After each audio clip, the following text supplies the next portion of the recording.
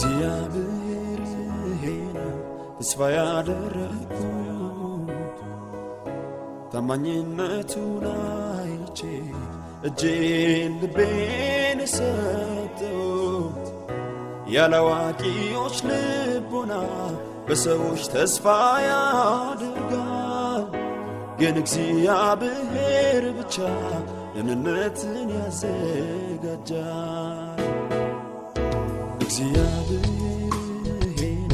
ተስፋ ያደረኩት ታማኝነቱን አይቼ እጄን ልቤን ሰጠሁት